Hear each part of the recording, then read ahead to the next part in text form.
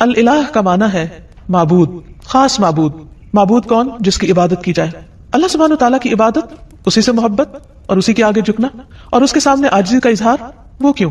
وہ اس لیے کہ انسان اپنی فطرت کے اعتبار سے مجبور ہے کہ وہ اپنے سے بڑے کے آگے جھکے، اسے کسی نہ کسی کے آگے ضرور جھکنا ہے، کیونکہ وہ اس کے اندر یہ مادہ موجود ہے، وہ اس کے بغیر رہ نہیں سکتا، اس کے بغیر اس کی تکمیل نہیں ہوتی۔ انسان ہمیشہ یہ چاہتا ہے کہ وہ کسی سے شدید محبت کرے، کسی کے آگے جھکے، کسی کا سہارا لے، کسی کو اپنے غم اور رنج کی حالت میں پکارے، کوئی ہو جو ہر حال میں اس کی سننے والا ہو، جو اس کا دکھ دور کرنے والا ہو۔ تو اللہ سبحانہ وتعالیٰ کے سوا وہ کون ہو سکتا ہے؟ جب سے انسان پیدا ہوا ہے اور انسانی تاریخ میں جو مختلف ادوار آئے ہیں، اس میں لوگوں نے اللہ سبحانہ وتعالیٰ کو معبود تو مانا، لیکن اس کے ساتھ دوسروں کو بھی الہ مان لیا، یعنی ظاہر میں نظر آنے والی چیزوں کو بھی انہوں نے اپنا سہارا بنا لیا۔ کوئی درخت کے آگے جھکا تو کوئی پہاڑ کے آگے جھک گیا، کوئی سمندر سے خوف کھا کر اس کے آگے جھکنے لگا، کسی نے آگ کو اپنا خدا مان لیا اور وہ اس کی عبادت کرنے لگا۔ گویا جس چیز سے وہ ڈرا یا جس چیز سے وہ حیران ہوا یا جس چیز نے اس کو امپریس کیا یا انفلوئنس کیا یا جس چیز کے لیے اس کے دل کے اندر ایک خاص کیفیت پیدا ہوئی، اس نے اسی کو اپنا معبود بنا لیا۔ لیکن اللہ سبحانہ وتعالیٰ فرماتے ہیں وَإِلَٰهُكُمْ إِلَٰهٌ وَاحِدٌ لَا إِلَٰهَ إِلَّا هُوَ الرَّحْمَٰنُ الرَّحِيمُ، سورۃ البقرہ آیت 63 ہے۔ اور تمہارا معبود، تمہارا الہ بس ایک ہی الہ ہے، وہ جس نے ان سب چیزوں کو پیدا کیا ہے۔ مخلوق الہ نہیں ہو سکتی، الہ تو وہی ہو سکتا ہے کہ جس کے سب تابع ہو، جس کے آگے پوری کائنات جھکی ہوئی ہو۔ فرمایا اس کے سوا کوئی اور معبود نہیں، وہ بے حد رحم کرنے والا، نہایت مہربان ہے۔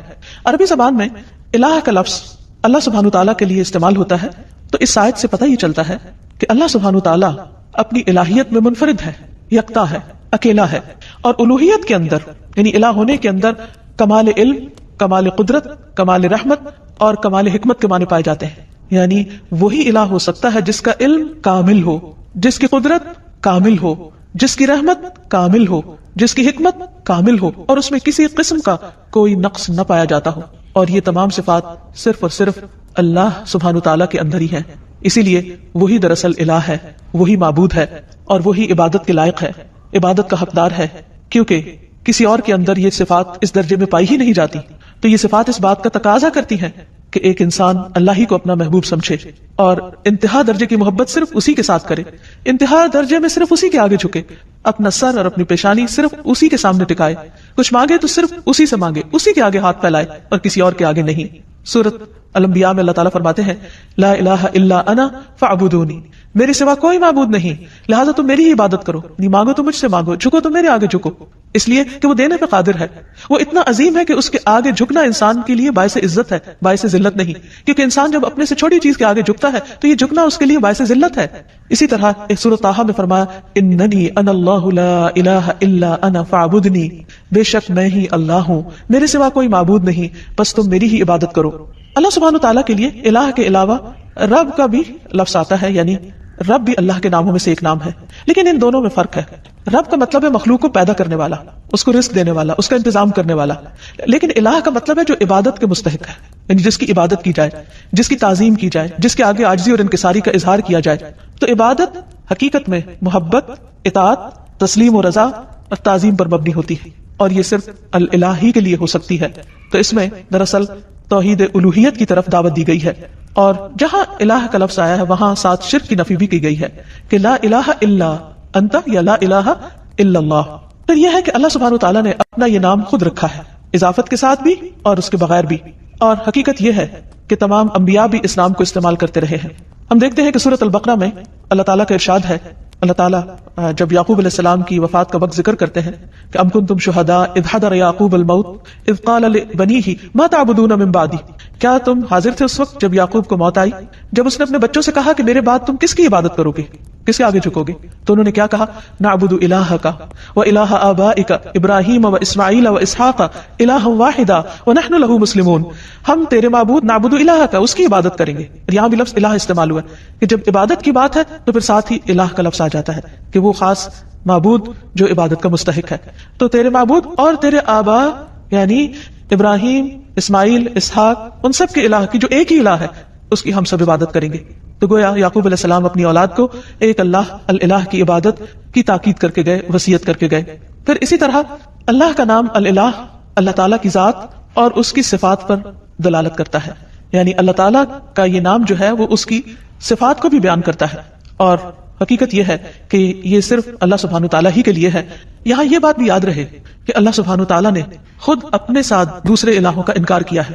قرآن مجید میں اللہ تعالیٰ فرماتے ہیں سورۃ المؤمنون میں مَتَّخَذَ اللَّهُ مِن وَلَدٍ، اللہ نے کوئی اولاد نہیں بنائی، وَمَا كَانَ مَعَهُ مِنْ إِلَٰهٍ، اور اس کے ساتھ کبھی کوئی الہ رہا ہی نہیں، کوئی اور الہ ہے ہی نہیں، نہ تھا نہ ہے اور نہ کبھی ہو سکتا ہے. کیوں؟ اس کے لیے بہت خوبصورت دلیل دی گئی کہ اِذًا لَذَهَبَ كُلُّ إِلَٰهٍ بِمَا خَلَقَ، اگر کوئی اور الہ ہوتا تو وہ جو اس نے بنایا ہوتا وہ اپنے ساتھ لے جاتا، یہ باہم کلیش بھی ہوتا. وَلَا عَلَىٰ بَعْضُهُمْ عَلَىٰ بَعْضٍ، اور ان میں سے بعض پہ چڑھائی کر دیتے، کیونکہ جب اختیارات بہت سے لوگوں کے ایک جیسے ہوں تو ان میں سے پھر وہ دوسروں سے آگے بڑھنے کے لیے ان کو ہرانے کی کوشش کرے گا.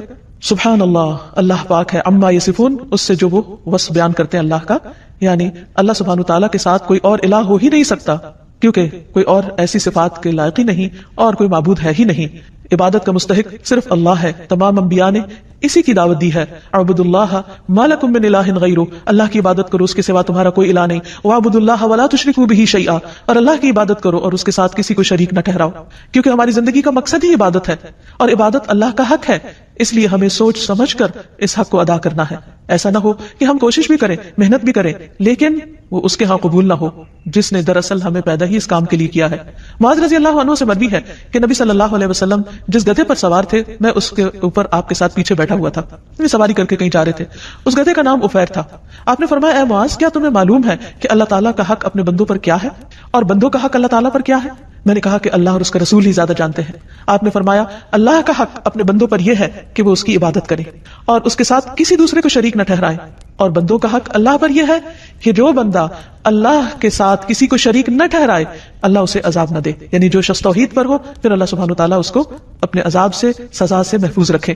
پھر یہ ہے کہ اللہ تعالیٰ کو راضی کرنے کے لیے ضروری ہے کہ ہم صرف اسی کی عبادت کریں اور اس کے ساتھ کسی کو شریک نہ ٹھہرائیں اور اللہ کی رسی کو مضبوطی سے تھامے رکھیں اور کسی تفرقہ بازی کا شکار نہ ہو. پھر یہ بھی یاد رہے کہ جو شخص اللہ کو اپنا الہ مان لیتا ہے وہ سلامت رہتا ہے.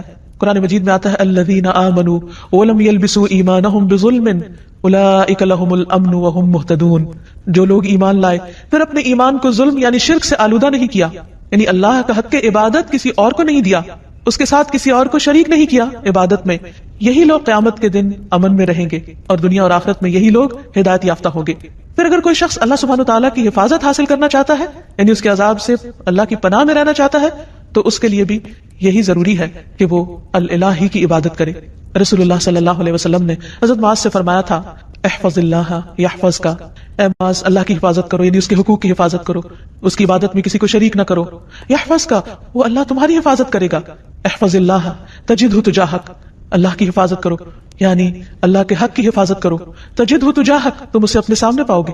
پھر جب تمہیں اس سے کوئی کام ہوگا، ضرورت ہوگی، تم اس کو پکارو گے، اور پکارنا بھی تو عبادت ہے، تو وہ تمہاری پکار سنے گا، تمہاری مدد کرے گا اور تمہاری محتاجی کو بھی دور کرے گا. عام طور پر ہم یہ سمجھتے ہیں کہ اگر ہم اللہ سبحانہ تعالیٰ کی عبادت کریں گے تو شاید زندگی ہم پر مشکل ہو جائے، ہمارے حالات تنگ ہو جائیں، یا پھر ہمارے لیے دنیا کے کام کاج کا وقت نہ بچے. حالانکہ حقیقت اس کے برعکس ہے. اللہ تعالیٰ فرماتے ہیں، حدیث قدسی ہے، اے ابن آدم یعنی اے آدم کی اولاد، تم اپنے آپ کو میری عبادت کے لیے فارغ کر لو، یعنی میری عبادت کے لیے بھی وقت نکالو، میں تمہارے دل کو بے نیازی سے بھر دوں گا، یعنی تمہیں ایک خاص قسم کی سیٹسفیکشن عطا کروں گا. ورنہ بعض اوقات کیا ہوتا ہے، انسان کے پاس بہت کچھ بھی ہوتا ہے لیکن اس کے دل کو اطمینان نہیں ہوتا، اس کے اندر ایک ویکیوم سا ہوتا ہے، اس کے اندر ایک خلا ہوتا ہے، اس کے اندر اطمینان نہیں ہوتا. وہ بہت کچھ کرتے ہوئے بھی یوں سمجھتا ہے کہ جیسے وہ کچھ کر نہیں پا رہا، اسے اپنا مطلوب حاصل نہیں ہو رہا، کیونکہ مطلوب حاصل اسی وقت ہو سکتا ہے جب وہ اللہ کو اپنا مطلوب بنائے اور اس کی عبادت کرے. تو اللہ تعالیٰ کا یہ وعدہ ہے کہ جو شخص اللہ کی عبادت کے لیے وقت نکالے گا، مثلا وقت پر نماز پڑھے گا، وقت پر اپنے فرائض ادا کرے گا، اللہ سبحانہ وتعالیٰ اس کے دل کے اندر ایک غنا پیدا کر دیں گے اور تمہارا فقر یعنی محتاجی دور کر دوں گا، وہ خلا دور کر دوں گا. لیکن اگر تم ایسا نہیں کرو گے تو میں تمہارے دونوں ہاتھ کاموں میں مشغول کر دوں گا، انتہائی مصروف ہو جاؤ گے، اور اس کے باوجود تمہارا فقر، تمہاری محتاجی، تمہاری ضرورت دور نہیں ہوگی. یعنی خواہ انسان کے پاس کتنا کچھ بھی ہو، اس کے اندر یہی ایک احساس ہوگا کہ ابھی میرے پاس کچھ نہیں. سب کچھ ہوتے ہوئے بھی اس کو اللہ کی نعمتیں یاد نہیں رہیں گی اور اس کے دل کے اندر ایک خوف اور ایک پریشانی اور ایک بے چینی سی رہے گی. اس کے برعکس جو لوگ عبادت کریں گے وہ دنیا میں بھی مطمئن رہیں گے اور آخرت میں بھی اللہ کے عرش کے سائے میں اور جنت میں ہوں گے. نبی صلی اللہ علیہ وسلم نے فرمایا 7 قسم کے لوگوں کو اللہ تعالیٰ اس دن اپنے عرش کے سائے تلے جگہ عطا فرمائیں گے جس دن اس کے سائے کے سوا کوئی سایہ نہ ہوگا. ان میں سے ایک وہ نوجوان جس کی جوانی اللہ کی عبادت میں گزری. کیونکہ بہت سے لوگ جوانی کی حالت میں اللہ تعالیٰ کی طرف رجوع نہیں کرتے. وہ سوچتے ہیں کہ جوانی تو دنیا میں انجوائے کرنے کے لیے ہے, دنیا کمانے کے لیے. جب سب کچھ کر چکیں گے, جب سارے شوق پورے کر لیں گے, تو ہاں پھر بڑھاپے میں اللہ کی عبادت کے لیے اپنے آپ کو